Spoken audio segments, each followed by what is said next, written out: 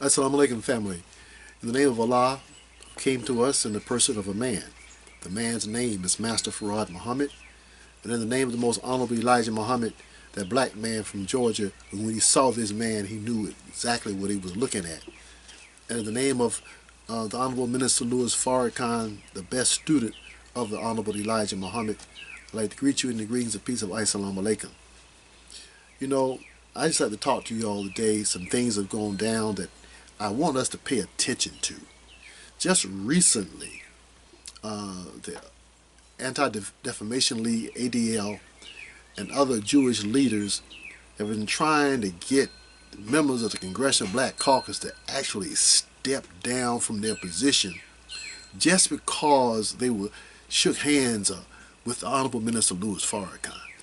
We have them attacking Sister Tamika Mallory, one of the leaders of the Millions Women March, for her to step down because she embraces the Honorable Minister Louis Farrakhan.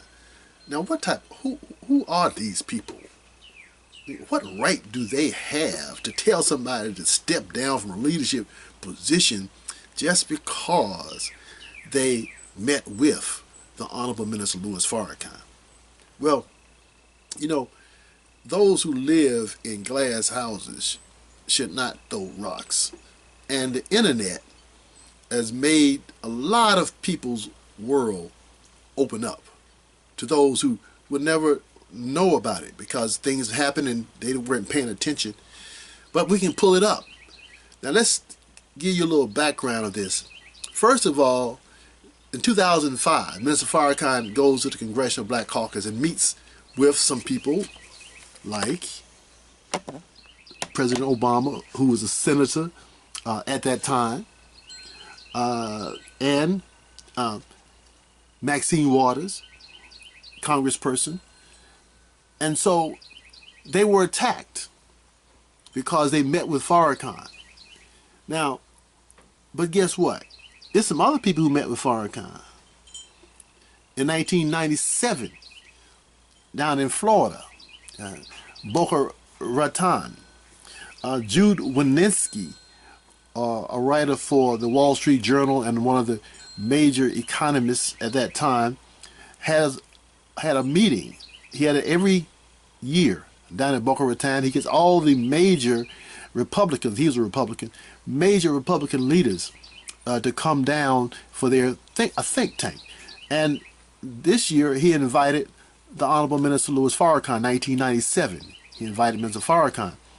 And at that meeting were people like Jack Kemp, who was a vice presidential candidate, former football player and senator, Robert Novak, well-known news commentator, John Kasich, the governor of Ohio, which many think will run for president again on the Republican ticket. They met with Minister Farrakhan. Not only did they meet with him, he gave a speech to them, and they say that it was reported that it had a standing ovation, the largest one they've ever had at these type of meetings. And many of the people in attendance were Jews. And Wanniski was Jewish. He's passed now. But they loved the minister.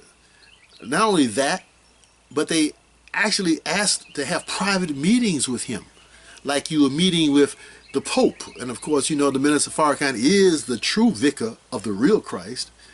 So they wanted to meet with this man. They were even talking about maybe he and Kasich could run together on a ticket for president and vice president. This is how much they were impressed with this man in 1997. But here we are now in 2018, and they want some Congressional Black Caucus people to denounce him and actually step down from their position just because they met with him. And we thank Al Green and Maxine Waters for being strong and not turning on the minister. And we thank Tamika Mallory for being strong and not turning on the minister. But let's get deeper into what this is all about.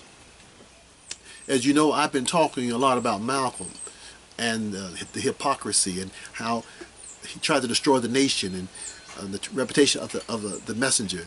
But then Mirza Farrakhan came in behind him in New York and made the nation even bigger in New York and all over the country. And then Wallace took over when the messenger left, and he took the nation completely down, and Minister Farrakhan brought it back up again, a whole new nation, with just the teachings of Elijah Muhammad. And then in 1992 they come out with this movie, Malcolm X, because they had nobody who could compete with Minister Farrakhan in terms of oratory. They couldn't beat him in any type of interviews. He was always on it, and he was strong against the government's mistreatment of black people, and strong towards we need to separate from these devilish people.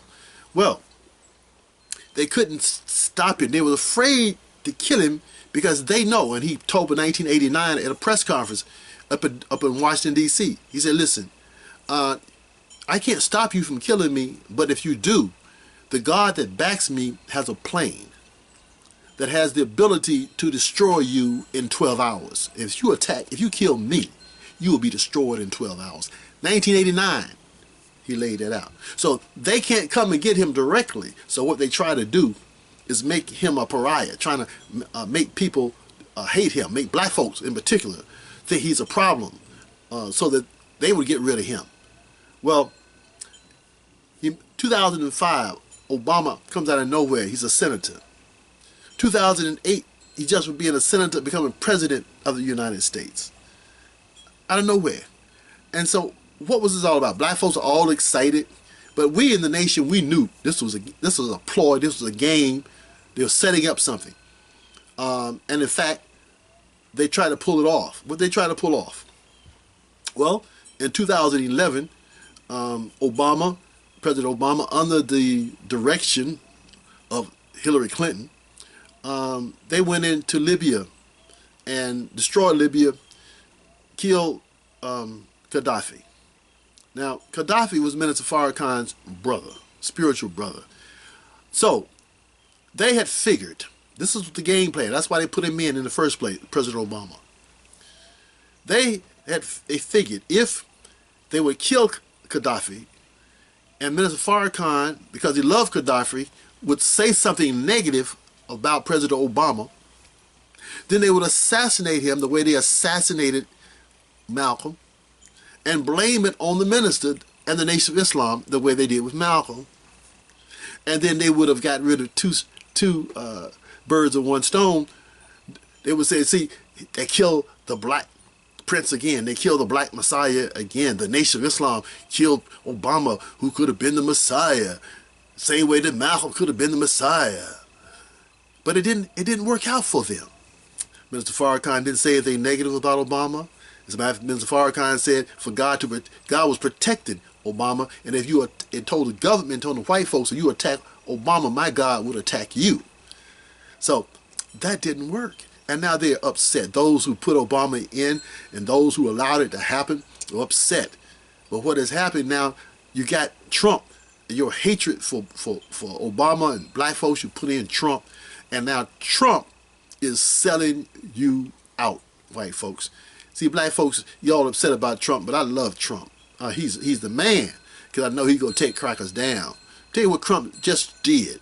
Trump just talking about embargo against steel coming in from China, and China's going to retort and say, well, we're going to stop pork and soybeans. We're going to stop buying that from America. Well, look, the soybean prices have already gone down 4%.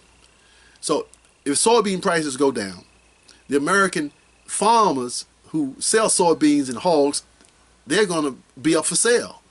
And the Chinese go buy it. But before the Chinese buy it, Trump will probably do like he did down in Houston. He'll go up and buy up the farmland, having some of his buddies to buy up a lot of farmland and sit and wait on the Chinese who are buying farmland already. They're buying roads. They're buying grain elevators. They've already bought Smithfield Farms, the largest hog producer and distributor in the world. They're buying up ports, grain elevators. They're sending people over here by the thousands coming to America with that money that they made off the American public from the manufacturing products that they ship back into America, because America took her manufacturing offshore. So now China has all this money, and now China is buying up America. And Trump is going to get rich selling America off to the Chinese. Mr. Farrakhan has told us America is up for sale. Black man and black woman. Let's put our monies together. The Muhammad Economic Blueprint, the 3 Economic Savings Program. Many of you already have land from your parents or your grandparents and sitting down in Mississippi, Georgia, South Carolina. Go back to that land. Let's consolidate our wealth and power in the South while the Chinese are coming and buying the Midwest. We can work with them. We can bargain with them. Then they're not white folks. White folks will cut off their own foot just to hurt us. But Chinese, they're all about themselves. If they can make some money, they do business with you.